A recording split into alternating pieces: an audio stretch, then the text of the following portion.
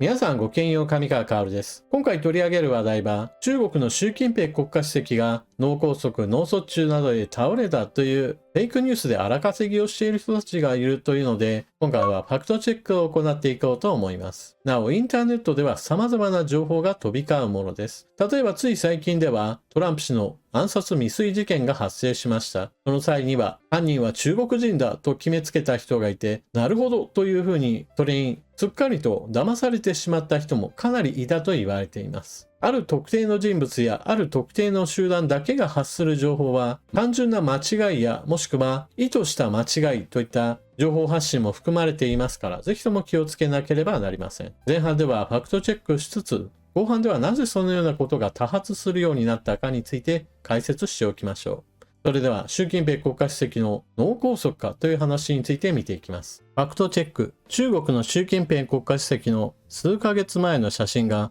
2024年7月に共有される。2024年3月に開催された全国人民代表大会に出席した中国の習近平国家主席の写真2枚が2024年7月の共産党会議中に脳卒中を起こした指導者を写した写真だという誤った示唆とともにオンラインで共有された。会議が開催された7月18日時点で習近平国家主席が脳卒中を起こしたという信頼できる報告はない。左が脳卒中で顔をしかめたというような説明書きで情報発信がされている一例。同じような感じでこの写真を用いて X や YouTube など様々なところで習近平国家主席が脳梗塞、脳一血、脳卒中など様々な病状名を挙げて倒れたであるとか倒れたことを中国で大騒ぎになっているみたいな形で伝えています。こちらの場合であれば未確認、習近平が脳卒中を起こしたと報道。中国のソーシャルメディアは習近平国家主席が中国共産党の会議中に脳卒中を起こしたというニュースで騒がれているというようなことを伝えています。ただし、ここで言及されているようなそのようなニュースはそもそも存在していません。この顔をしかめている写真なのですが、投稿に添付された画像は2024年7月のものではなく、どちらも2024年3月11日の全国人民代表大会全人代閉会会議中に撮影されたものです。左のものは AP 通信のもの。説明書きには全人代の閉会式でコップの飲み物に反応しているところと説明書きがされています。さて、この写真でまず最初に押さえておくところなのですが、習近平国家主席の前に人がいます。全人代の全体光景がこちら。ちょっとわかりづらいですが、写真中央に党の中枢の人たちが2列になって多くの人たちと対面しています。こちらの写真がそのクローズアップしたところ、先ほど顔をしかめていた習近平国家主席の前にいた人物がこちらの写真でもやはり同じように前の列に並んでいます。では、そのようにして前に人がいたといった光景と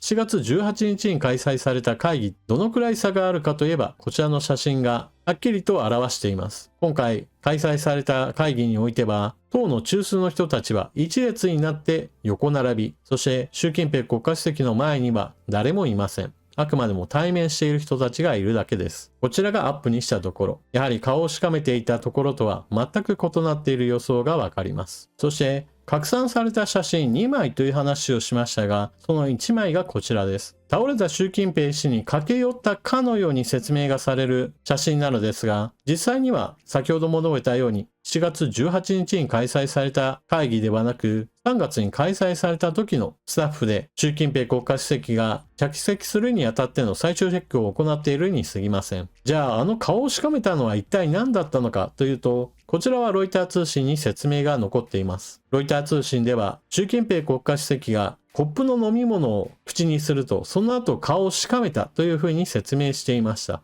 ですからその中身が何だったのかについては当然のようにわかりませんが、何かしら苦い、もしくはまずい飲み物だったのでしょう。疑い深い人の中には、いやいやその後倒れたんだと思われるかもしれませんが、ロイター通信ではその後習近平国家主席が自分の足で歩いて会議の場を去ったことを写真でも残していました。というわけで結論、習近平国家主席の写真は2024年3月に撮影されたもので、脳卒中を起こした指導者を写したものではありませんでした。なお、三中全会という7月18日に行われた会議について中国ではその後の報道もなされています。中国共産党第20期三中全会、さらなる改革の全面的深化中国式現代化の推進に関する中共中央の決定採択。こちらはアメリカにおいてはバイデン大統領が中国に対する制裁関税を強化し、またトランプ氏もバイデン氏を上回る制裁関税をかけると発言していることから、これに対する対応なども話し合われたと言われています。アメリカによる中国封じ込め政策に対する対応として何か際立って新しいものはなかったと評価されています。というわけでファクトチェックによって習近平国家主席が脳梗塞などに倒れたとする情報発信については根拠がことごとく偽情報で全く信憑性はないという結論になりました。ただし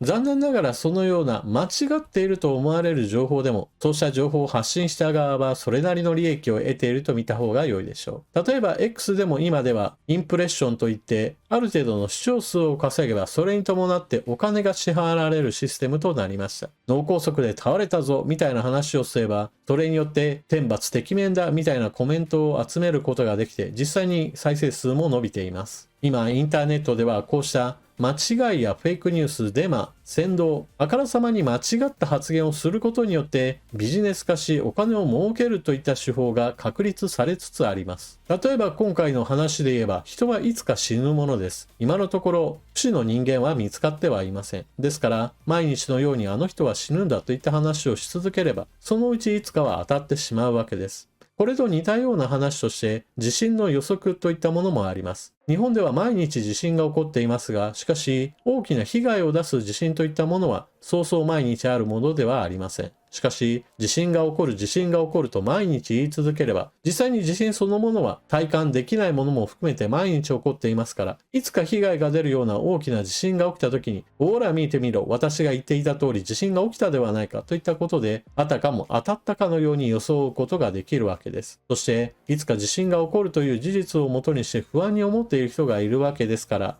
毎日地震が起こるんだといった話をし続けることによって注目を浴び、それによってお金を得るといったビジネスとして成り立ってしまうわけです。このようなビジネス化の動きについては残念ながら加速してしまっています。以前であればこのようなデマやフェイクニュース、扇動といったものはある意味面白がってやる人やもしくは注目を浴びたがっているといったかなり個人的な承認欲求を満たすような行動といったものが多かったのですが、現在ではお金のためにビジネスとしてどのような嘘を流せばどのような扇動をすれば引っかかる人が多いかというのを競うような時代になりつつあります。しかもそれは何も組織的に大々的にやらなくても個人でも発信し続けることができてしまう時代になっていますから、ますますゴミ情報も大量に生まれてしまう時代になっているのです。ある特定の集団や個人だけが発信する際立った情報についてはそれが本当に事実なのかについてぜひともちょっと疑うようにしてください。というわけで今回は中国の習近平国家主席が脳梗塞や脳卒中で倒れたのではないかといったフェイクニュースについてチェックしてきました。インターネットではまだ騙されて信じきっている人たちもたくさんいるようなので、ファクトチェックのニュース記事が出ていますよということをぜひとも教えてあげていってください。それでは今回の動画はここまで。最後までご視聴いただきありがとうございました。チャンネル登録していない方はぜひともこの機会にチャンネル登録していってください。それでは次の動画でまたお目にかかりましょう。またね。